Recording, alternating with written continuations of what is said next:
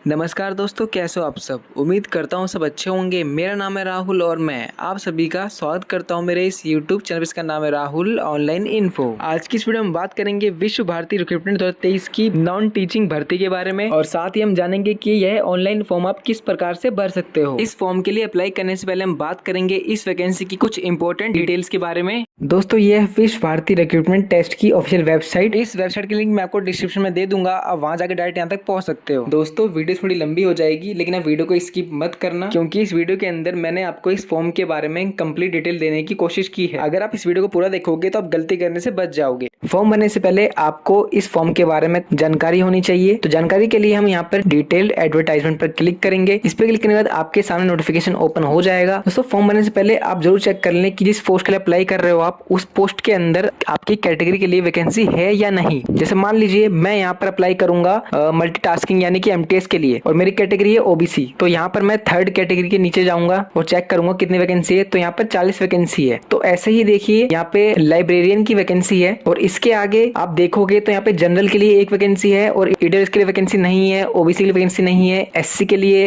ST के लिए और पीडब्ल्यूडी के लिए वैकेंसी यहाँ पे बिल्कुल नहीं है। अब ध्यान रहे, फॉर्म भरने से पहले इसको जरूर चेक करें कि वैकेंसी है या नहीं। मान लीजिए आपने अप्लाई कर दिया एससी कैटेगरी से और आप देखो कि यहाँ पे वैकेंसी है ही नहीं, तो आगे जाके आपको बेनिफिट नहीं होने वाला है। तो आपको इस तरीके से अपनी पोस्ट चेक कर लेनी कि आपकी कैटेगरी के लिए कितनी पोस्ट है। इसके बाद जान लेते हैं डिटेल्स ऑफ पे स्केल। तो यहाँ पर पे स्केल दिया गया है कि आपकी कौन से ग्रुप के पोस्ट के लिए क्या पे स्केल रहने वाला है। और इसके बाद है एज लिमिट। तो यहाँ आपको बताया गया है कि कौन सी पोस्ट के लिए आपकी क्या एज लिमिट रहने वाली है। और इसके बाद नीचे दिया गया है एलिजिबिलिटी क्राइटेरिया। आप चाहो तो वीडियो रोक के इसको आराम से पढ़ सकते हो। तो सबसे पहली पोस्ट है यहाँ पे रजिस्ट्रार। तो यहाँ पे दे रखा है कि इसमें क्वालिफिकेशन क्या क्या चाहिए, आपको इसको अच्छे से पढ़ लेना है। मैं अप्लाई कर रहा हूँ एमटीएस के लिए, तो मैं यहाँ पर स्क्रॉल डाउन करूंगा और ढूंढूंगा एमटीएस की पोस्ट। तो शायद सबसे नीचे दिखाई देगी मेरे को। वो देखो, ये रही है एमटीएस की पोस्ट। क्वालिफिकेशन क्या रहने वाली है यहाँ पे लिख रखा है 10वीं पास या फिर आईटीआई पास। तो ये इसकी क्वालिफिकेशन रहने वाली है। तो इस तरह से आपको चेक कर लेना है कि आप जिस पोस्ट अप्लाई कर रहे हो उसकी एलिजिबिलिटी क्या है। और अब बात करते हैं एज रिलैक्सेशन के बारे में कि किस कैटेगरी के लिए कितने साल की छूट दी गई है। और इसके बाद आपको एप्लीकेशन फीस के बारे में बताया गया है। तो यहाँ पे ग्रुप वाइज फीस आपकी डिवाइड कर रखी है।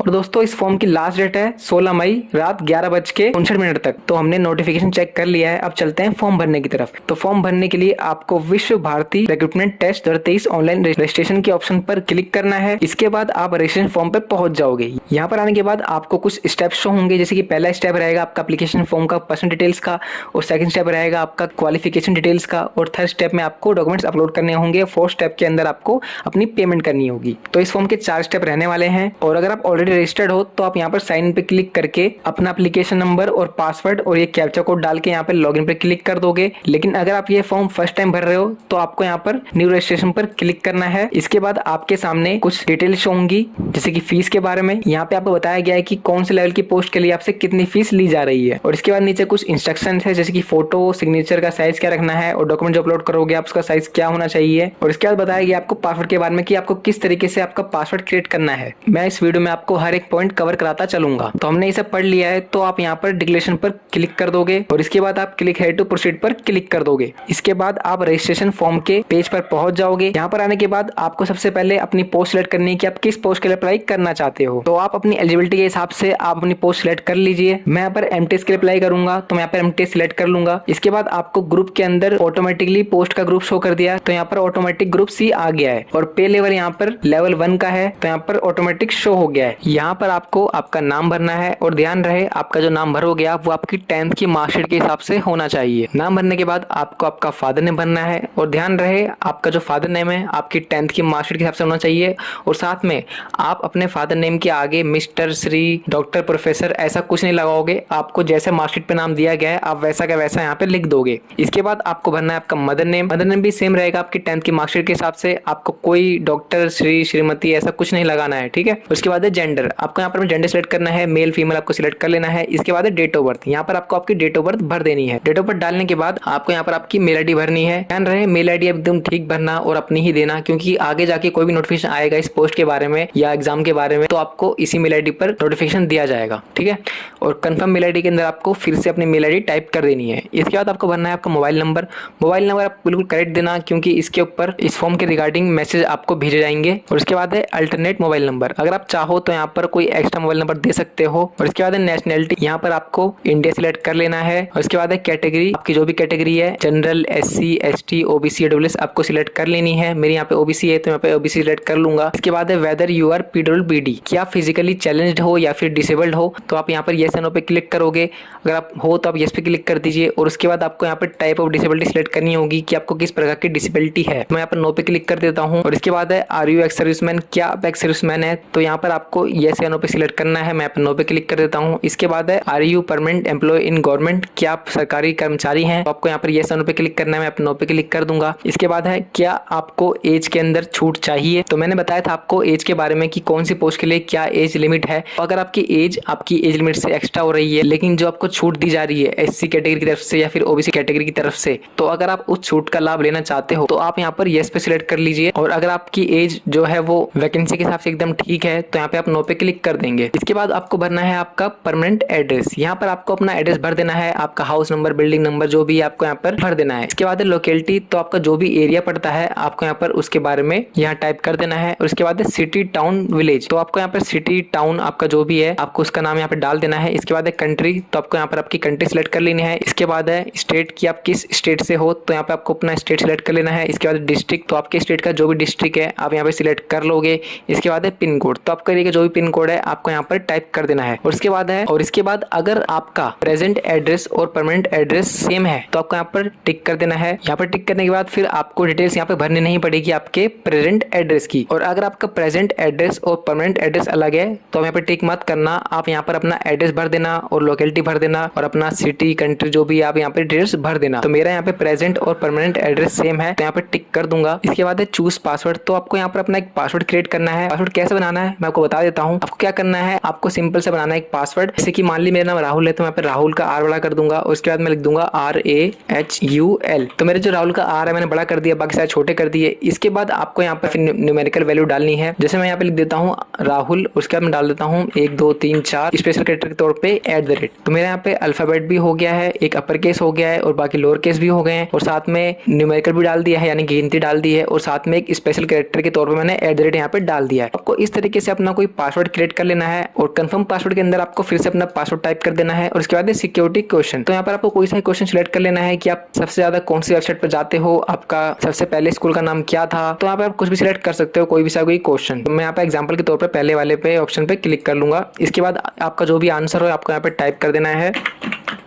और इसके बाद है सिक्योरिटी पिन, तो इसके बाद है सिक्योरिटी पिन। इसके बाद आपका जो कैप्चा कोड यहाँ पे शो हो रहा है आपको यहाँ पर वो टाइप कर देना है और इसके बाद आपको डिक्लेरेशन पर क्लिक करना है और इसके बाद आपको यहाँ पर सबमिट पर क्लिक कर देना है। इसके बाद आपसे कहा जा रहा है कि आप अपनी डिटेल्स एक बार चेक कर लीजिए क्योंकि फॉर्म सबमिट करने के बाद आप इस फॉर्म में कोई भी चेंजेस नहीं कर पाओगे। अगर आपको लगता है कि फॉर्म में कुछ गलती, आपको कुछ चेंजेस करने हैं तो यहाँ पर आप एडिट पर क्लिक करोगे और अगर आपको लगता है कि आपने डिटेल्स एकदम ठीक भरी है तो आप यहाँ पर कंफर्म डिटेल्स पर क्लिक कर दोगे। अब इसके बाद आपको आपकी जीमेल ID और मोबाइल नंबर वेरीफाई करने हैं। तो आपके मोबाइल फोन या फिर जीमेल ID पर OTP आया होगा, वह OTP आपको यहाँ दर्ज करना है और अपना मोबाइल नंबर वेरीफाई कर लेना है। इसके बाद देखिए यहाँ शो हो रहा है कि मोबाइल नंबर वेरीफाइड, तो आपका नंबर वेरीफाइड हो चुका है। ऐसे ही आपको अपनी जीमेल ID भी वेरीफाई कर लेनी है। इसके बाद आपको कंप्लीट एप्लीकेशन फॉर्म पर क्लिक करना है और अब आपको यहाँ पर आपकी क्वालिफिकेशन डिटेल्स फिल करनी है। यहाँ पर आपको आपकी 10th क्लास की डिटेल्स भरनी है। तो सबसे पहले पूछा गया आपसे नेम ऑफ डिग्री, तो आप यहाँ पर मैट्रिकुलेशन टाइप कर दीजिए। इसके बाद आपसे पूछा गया है name of the school board, तो आपका जो भी बोर्ड है आपको उसका नाम यहाँ भर देना है। मेरा CBSE बोर्ड है तो मैं पे CBSE लिख दूंगा। इसके बाद है पासिंग ईयर कि आपने 10th क्लास किस साल में पास की थी, तो यहाँ आपको आपका ईयर सिलेक्ट कर लेना है। इसके बाद आपसे पूछा गया है रिजल्ट मोड कि आपका रिजल्ट परसेंटेज में था या फिर CGPA के अंदर था, तो आपको अपने अकॉर्डिंग सिलेक्ट कर लेना है। इसके बाद आपसे पूछा गया है कि आपने 10th क्लास के अंदर कितने अंक प्राप्त किए थे, तो मेरे यहाँ पे 319 आए थे तो मैं यहाँ पे 319 लिख दूंगा। इसके बाद है टोटल मार्क्स, मेरे 319 नंबर आए थे और 319 नंबर मेरे 600 में से आए थे, तो टोटल मार्क्स के अंदर मैं 600 लिख दूंगा। इसके बाद आपकी परसेंटेज ऑटोमेटिक जनरेट हो जाएगी और अब आपको भरने हैं सब्जेक्ट्स। तो 10वीं क्लास के अंदर आपके पास जो भी सब्जेक्ट्स है आपको यहाँ पर भर देने हैं और अब आपको 12वीं क्लास की डिटेल्स भरनी है। अगर आप MTS की पोस्ट के लिए अप्लाई कर रहे हो तो आपको 12वीं की डिटेल्स भरना जरूरी नहीं है, लेकिन अगर आपने 12वीं पास कर रखी है तो आप यहाँ पर डिटेल्स भर सकते हो, ये आपकी मर्जी है। मैं ये बात सिर्फ उनके लिए बोल रहा हूँ जो कि MTS की पोस्ट के लिए अप्लाई करेंगे, तो आपको यहाँ पर आपकी सभी डिटेल्स भर देनी है। इसके बाद आपसे पूछा गया है do you have any work experience, तो आपको यहाँ पर येस या नो सिलेक्ट कर लेना है। अगर आप येस प्रेस करते हो तो आपको यहाँ पर अपनी सभी एक्सपीरियंस की डिटेल्स डालनी होगी। तो मेरे पास कोई एक्सपीरियंस नहीं है तो मैं यहाँ पे नो कर दूंगा। इसके बाद है सिक्योरिटी पिन। तो सिक्योरिटी पिन के अंदर आपको नीचे दिया गया कैप्चा कोड फिल करना है। इसके बाद आपको आई डिक्लेयर पर क्लिक करना है और सबमिट पर क्लिक कर देना है। इसके बाद आपको यहाँ पर आपके एग्जाम सेंटर का सिलेक्शन करना होगा। यहाँ पर आपको 3 एग्जाम सेंटर चुनने हैं। सबसे पहले आपको स्टेट चुनना है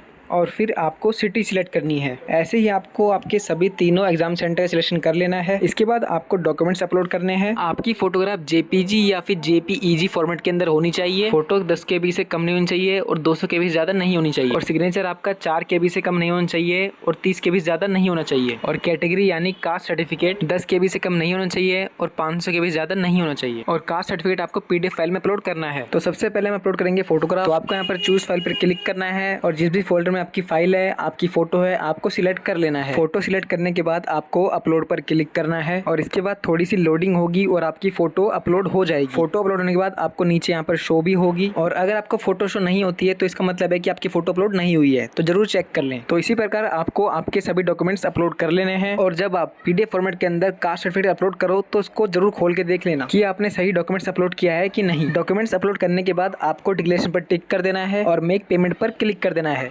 और इसके बाद आपको सिलेक्ट पेमेंट गेटवे के नीचे पेटीएम गेटवे पर क्लिक कर देना है। इसके बाद आपको डिक्लेरेशन पर टिक लगा देना है और फिर आपको प्रोसीड फॉर पेमेंट पर क्लिक कर देना है। और इसके बाद आपको पेमेंट के कुछ ऑप्शंस होंगे जैसे कि prepaid debit card, credit card, UPI और नेट बैंकिंग। आप इनमें से किसी भी माध्यम से पेमेंट कर सकते हो। पेमेंट करने के बाद आपके सामने इस फॉर्म का प्रिंट आउट शो होगा। आपको ये सेव करके रख लेना है ताकि जब इसका एडमिट कार्ड आए तो आप इसके द्वारा अपना एडमिट कार्ड निकाल सको। तो आज की इस वीडियो में हमने जाना कि आप किस प्रकार विश्व भारती रिक्रूटमेंट 2023 का ऑनलाइन फॉर्म भर सकते हो। अगर आपको वीडियो पसंद है तो वीडियो को लाइक करें, चैनल को सब्सक्राइब करें और वीडियो को अपने दोस्तों में शेयर करें ताकि उनके भी फॉर्म भरने में कुछ हेल्प हो सके। धन्यवाद। आपका दिन शुभ हो।